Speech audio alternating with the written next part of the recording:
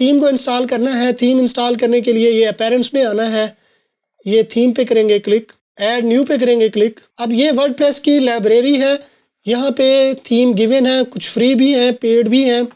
तो अब ये फीचर्ड वाली है, ये यहाँ पे मेरा कर्सर ठहरा है, तो ये फीचर्ड है जिसे वर्डप्रेस ने फीचर्ड किया हुआ है।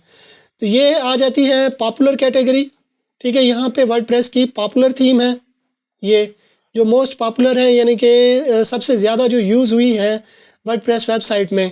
ये है लेटेस्ट जो अभी यानी कि लेटेस्ट वर्डप्रेस की लाइब्रेरी में ऐड हुई है, तो ये आ जाएंगी, ठीक है। कोई भी आप यहाँ से भी सिलेक्ट कर सकते हो।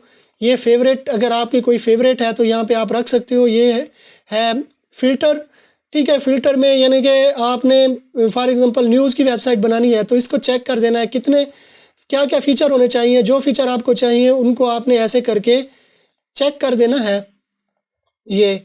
और कितने कॉलम चाहिए, 3 कॉलम चाहिए आपको, कितने भी। आप अप्लाई फ़िल्टर पे आप क्लिक करोगे तो इन फ़ीचर के साथ जितने भी न्यूज़ की थीम होगी वो आ जाएँगी, ठीक है। सिमिलरली आप ई-कॉमर्स को अगर आपको चाहिए तो आप ई-कॉमर्स सेलेक्ट कर लो, तो ई-कॉमर्स के रिलेटेड आ जाएँगे। यानी फ़िल्टर दिया गया है, बेहतरीन है यानी कि ये भी।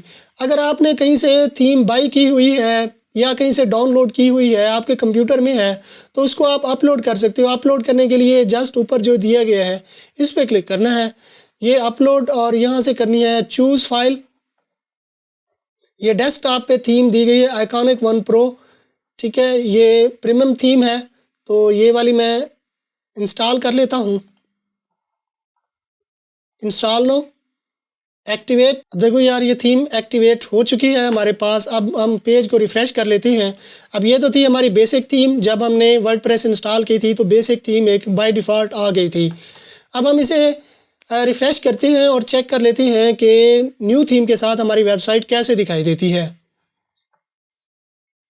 ये देखो यार, ज़बरदस्त।